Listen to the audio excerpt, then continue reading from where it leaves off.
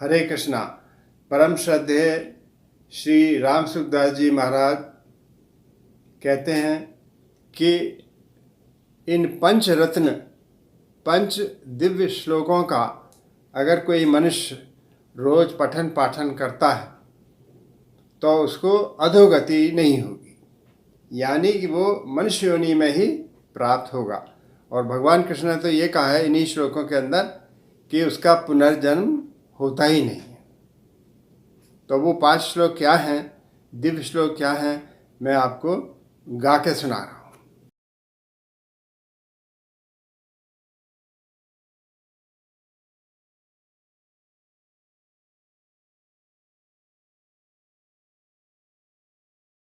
सबसे पहले भगवान कृष्ण के ये 10 अवतार ये सामने आपके यहाँ पर दिखाई पड़ रहे हैं, पहले इनका दर्शन करिए।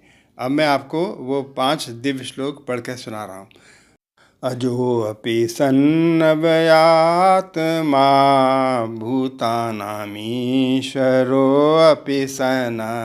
अजोऽपि सन्नव्यात्मा भूतानामीश्वरोऽपि सन्। प्रकृतिं स्वामधिष्ठाय सम्भवाम्यात्ममायया। ईश्वर तुम ही दया करो, तुम बिन हमारा कौन है। दुर्बलता दीनता हरो, तुम बिन हमारा कौन है। अर्थात मैं अजन्मा और अविनाशी स्वरूप होते हुए भी तथा संपूर्ण प्राणियों का ईश्वर होते हुए भी अपनी प्रकृति को अधीन करके अपनी योग माया से प्रकट होता हूँ। यदा यदा हि धर्मस्य ग्लानिर्भवति भारत। यदा यदा हि धर्मस्य ग्लानिर्भवति भारत। अभ्युत्थानमधर्मस्य तदात्मानं सृजाम्यहम्। ईश्वर तुम ही दया करो, तुम बिन हमारा कौन है। दुर्बलता दीनता हरो, तुम बिन हमारा कौन है। अर्थात हे भरतवंशी अर्जुन, जब जब धर्म की हानि और अधर्म की वृद्धि होती है तब तब ही मैं अपने आप को साकार रूप से प्रकट करता हूँ। परित्राणाय साधूनां विनाशाय च दुष्कृतां। परित्राणाय साधूनां विनाशाय च दुष्कृतां। धर्म संस्थापनार्थाय संभवामि युगे युगे। ईश्वर तुम ही दया करो, तुम बिन हमारा कौन है। दुर्बलता दीनता हरो, तुम बिन हमारा कौन है। अर्थात साधुओं भक्तों की रक्षा करने के लिए, पाप कर्म करने वालों का विनाश करने के लिए और धर्म की भली भांति स्थापना करने के लिए मैं युग युग में प्रकट हुआ करता हूँ। जन्म कर्म च मे दिव्य अमेवं यो वेत्ति तत्त्वता। जन्म कर्म च मे दिव्य अमेवं यो वेत्ति तत्त्वता। त्यक्त्वा देहं पुनर्जन्म नैति मामेति सो अर्जुना।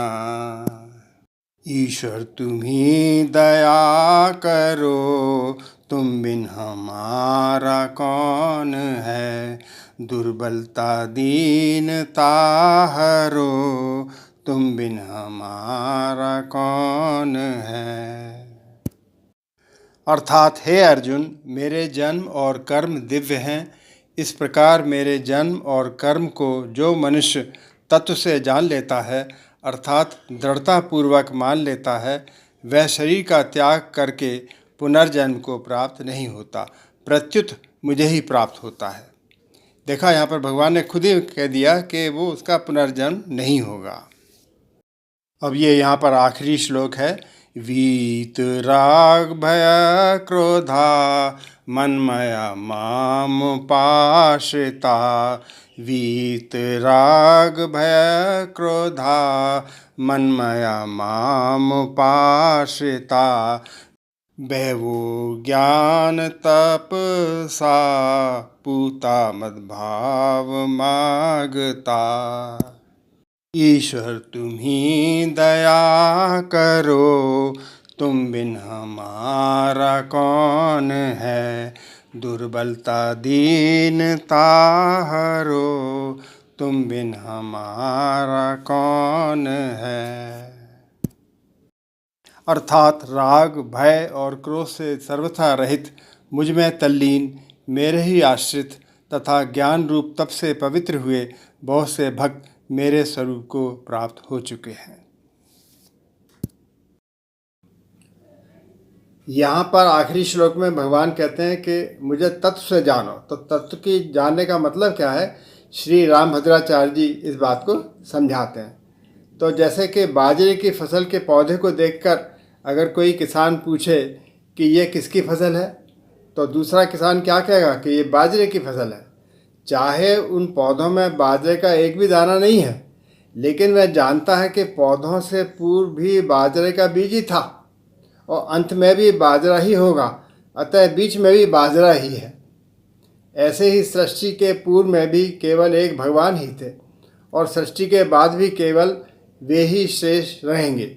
इसलिए सृष्टि रूप में वे ही प्रकट हैं, ऐसा जानना उन्हें तत्व से जाना है। जैसे भगवान लीला कर रहे हैं, दुष्टों का संहार करने के लिए आए हैं और धर्म की स्थापना करने के लिए आए हैं, तो भगवान इस रूप में है।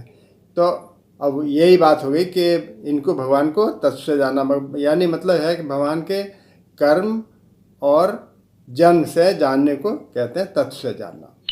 तो इस प्रकार इन 5 श्लोकों का अगर कोई अध्ययन रोज करता है, पठन पाठन करता है, तो उसको जन्म मृत्यु के बंधन से छुटकारा मिल जाता है और पुनर्जन्म उसका नहीं होता।